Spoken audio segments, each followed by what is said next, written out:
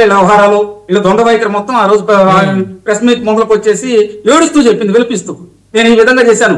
సబ్బం హరి గారు అని విశాఖపట్నంలో ఒక చనిపోయినటువంటి పెద్ద లీడర్ అని ఎంపీగా చేశారు. సబ్బం హరి గారు కూడా ప్రెస్ మీట్ పెట్టి చెప్పారు వీళ్ళ వ్యవహారం, ఇలా యాటిట్యూడ్ మొత్తం కూడా. దీంతో పాటు వీళ్ళ దగ్గర నుంచి డబ్బులు పోయి ఏడ్చిన వాళ్ళు చాలా మంది. ఎలంపల్లి శ్రీనివాస్ ఒక సందర్భంలో బోర్ను కల్పించాడు, నా దగ్గర ఏం డబ్బులు లేవు అది అని చెప్పి. అది కూడా ఉంటే ఒకసారి వేయండి, ఆడియో ఉండింది, దొరికింది. దాంతో పాటు మీకు అయోధ్య రామిరెడ్డి ఒక ఆయన ఉన్నాడు కదండి, ఐడియా ఎంపీగా చేశారు.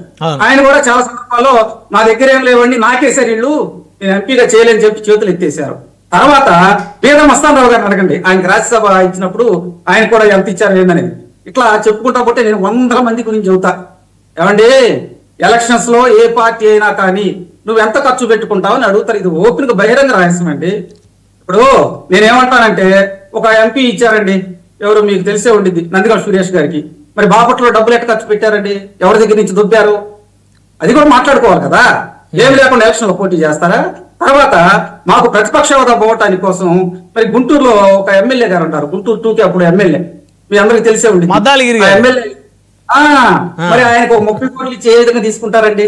30 కోట్లు ఎవరో సంపాదిస్తారండి అంటే వీళ్ళు సంపాదించి ఇచ్చారా? అట్లా చెప్పుకుంటా పోతే ఊరక ఆరోపణలు చేసుకోవటం కాదు. మనం ఇక్కడికి వచ్చినప్పుడు ఒక పార్టీ ప్రతినిధిగా ఇప్పుడు జరిగేటువంటి అంశాలు, ఆ డిస్కషన్ గురించి మాట్లాడుకుందాం. నేనేమంటానంటే, బాలయ్య బాబు గారు అంశం వచ్చింది, మేము చాలా సందర్భాల్లో చెప్పాం. చాలా సందర్భాల్లో వైకాపా లీడర్లు ఏ విధంగా అసెంబ్లీలో మాట్లాడారండి. రోజా గారి దగ్గర నుంచి ఆ రోజు చేసినటువంటి వాళ్ళ హోమ్ మినిస్టర్ దాకా మాట్లాడుతుంటే అక్కడ ఉన్నటువంటి స్పీకర్ గారు ఎకిల్లో అవుతా ఉండాడే. నేను ఈ రోజు కూడా అంటున్నా, ఆ రోజు స్పీకర్ దగ్గర నుంచి అక్కడ ఉన్న సాధారణ మీ ఎమ్మెల్యే దాకా ఎన్నిసార్లు నేషనల్ హౌస్ తాగారు. నేషనల్ హౌస్ తాగి ఇప్పుడు అసెంబ్లీకి రావట్లేదా? 11 మంది ఎమ్మెల్యేలు ఉన్నారు కదా, వాళ్ళు ఎందుకు రావట్లా? ఈ నేషనల్ హౌస్ తాగి పడిపోతున్నారు ఇళ్లలో. ఒక మాటలు మాట్లాడేటప్పుడు క్రెడిబిలిటీ ఉండాలి. కాబట్టి జగన్మోహన్ రెడ్డి గారి ప్రెస్ మీట్ మొదలుకు వచ్చేసి 2.5 గంటలు ఏదో పేపర్స్ అయితే సరిపోయిందా? ప్రెస్ మీట్ అంటే ఎంత ఉంటుందండి? 15 నిమిషాలు, లేకపోతే ఒక అరగంట పెడతారు, ప్రధానమైనటువంటి అంశాలు మాట్లాడతారు. మొన్నటిదాకేమో గూగుల్ ని వ్యతిరేకించారు వీళ్ళందరూ. ఇప్పుడు గూగుల్ నేనే తెచ్చారని సంకలు గుర్తుకుంటున్నాడు. అదేమంటే అదానీ కడతాడు, అదానీ తెచ్చాడు, 2020లో మేము తెచ్చాం, 21లో మేము తెచ్చాం, అక్కడ $10 బిలియన్ వస్తున్నాయి, $15 బిలియన్ వస్తున్నాయి, ఇవన్నీ చెప్పుకుంటూ వస్తున్నారు కదా. మొన్నటిదాకా వ్యతిరేకించారు కదా, ఇప్పుడు ఎందుకు గూగుల్ ని యాక్సెప్ట్ చేస్తున్నారండి? అంటే వీళ్ళకి ఒక స్టాండింగ్ లేదు, అవగాహన లేదు. ప్రజలు చీకొడుతున్నారు కాబట్టి దాన్ని డైవర్ట్ చేస్తాం, ముందరికి వెళ్తున్నారు. అది మేము తెచ్చాం, ఇది మేము తెచ్చామని చెప్పి హైదరాబాద్ గురించి మాట్లాడారు. మరి కేటీఆర్ అడగండి, చంద్రబాబు గారు ఏం చేశారో వాళ్ళు చెప్పారు కదా ప్రెస్ మీట్ ముందరకు వచ్చి, వాళ్ళని అడగండి. మళ్ళీ వాళ్ళ నీళ్ళు లాక్కొచ్చేసి అక్కడ వాళ్ళు అభివృద్ధి చేశారు, వీళ్ళు అభివృద్ధి చేశారు. జలయజ్ఞం ధనయజ్ఞం గురించి కూడా చెప్పాడు ఇందాక. అక్కడే కదండి స్టార్ట్ అయింది. 2004లో వైఎస్ రాజశేఖర రెడ్డి గారు అధికారంలోకి వచ్చిన తర్వాత కదా 1,00,000 కోట్లు కొట్టేసింది. ఈడీ కేసులు, అదేవిధంగా సిబిఐ కేసులు అప్పుడే కదా, పిట్ ప్రోకోలు అప్పుడే కదా జరిగింది. అవన్నీ బయటికి చెప్పాలి కదా. డబ్బులు మొత్తం ఏమైంది? తర్వాత తల్లి చెల్లిన ఆ డబ్బుల కోసమే బయటకు నెట్టారు కదా, అది కూడా చెప్పాలి కదా. ఇటువంటి అంశాలు మీరు ఒకటి మాట్లాడితే మేము 100 మాట్లాడతాం.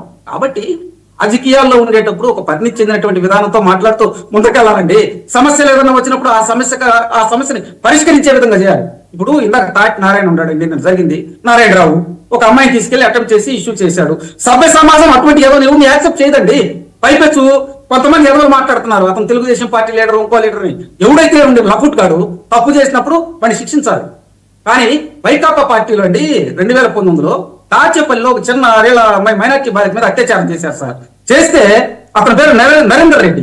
వాడిని రక్షించడం కోసం చట్టాలు మార్చారండి, అతను అరెస్ట్ చేయలేదండి. 15 రోజుల తర్వాత మేము ఉద్యమం చేశాం. హోమ్ మినిస్టర్ గారు వచ్చి అతను రక్షించడానికి పడిన తిప్పలో ఆ రోజు సుచరిత గారు అతన్ని రక్షించడానికి నానా ఎత్తుగా లేశారు. ఇవన్నీ ఒకటి కాదండి. తర్వాత మీకు ఇక్కడ నర్సాపేటలో అండి ఒక అమ్మాయిని వైకాపా పార్టీ నేత కొడుకు హత్య చేస్తే బహిరంగంగా వాడి మీద కేసు పెట్టాల. ఇటువంటి అంశాలు. దాంతో పాటు మీకు త్రిపురాంతం అండి, ఒక వికలాంగురాలు బీసీ అమ్మాయి మంచంలో ఉంటే అక్కడ ఒక రెడ్డి వర్గం కుర్రాడు కరుణాకర్ రెడ్డి ఆమె మీద అత్యాచారం చేస్తే అక్కడ సీఐ చేత వాళ్ళ మీద తప్పుడు కేసులు పెట్టించారండి. ఇటువంటి 100 చెప్పగలను నేను. మీ అయ్యే కాదు, ఎన్సీఆర్బీ అని ఒకటి ఉంటుందండి, నేషనల్ క్రైమ్ రికార్డ్ బ్యూరో. వాళ్ళు కూడా దాదాపు 3,000 మంది మీద అకృత్యాలు జరిగినాయి ఆంధ్రప్రదేశ్ లో గత 5 సంవత్సరాలు అని చెప్పి ఒక రిపోర్ట్ విడుదల చేశారు. దాన్ని పార్లమెంట్ లో కూడా చెప్పారు. ఇటువంటి అంశాలు ఉన్నాయి కదా. ఇప్పుడు కూటమి ప్రభుత్వం అధికారంలోకి వచ్చింది, ఏమైనా తప్పు జరిగింది అనుకోండి, వాడు తప్పు చేసిన వాడికి పార్టీ లేదండి. వాడు ఎదవా తప్పు చేసినోడు, వాడి మీద శిక్ష తీసుకోవాలి. అవసరమైతే చట్టాలను కూడా కొంచెం మార్చి వాడి మీద శిక్షలు అమలు చేయాలి. సరే, ఇప్పుడు ఇంకా మన ఈ ఎపిసోడ్కి వస్తే మీ ఎంపీ మీద మీ ఎమ్మెల్యే చేసిన ఆరోపణల గురించి అదే స్క్రీన్ షాట్లు కూడా పెట్టారు ట్రాన్సాక్షన్స్, వాటి గురించి ఏం చెప్తారు మీరు? ఇక్కడ ప్రజాస్వామ్యంలో మనం ఉన్నప్పుడు ఒక ఎమ్మెల్యే కావచ్చు, ఒక ఎంపీ కావచ్చు, ఎవరైనా కానీ పార్టీలు కూడా ఏదైనా జరిగాయి ఓపెన్ గా డిస్కషన్ చేసుకోవాల్సింది. ఇప్పుడు మీరు స్క్రీన్ మీద చూపిస్తున్నారు, ఆ ట్రాన్సాక్షన్స్ ఎందుకు జరిగినాయి ఏంటి. ఇప్పుడు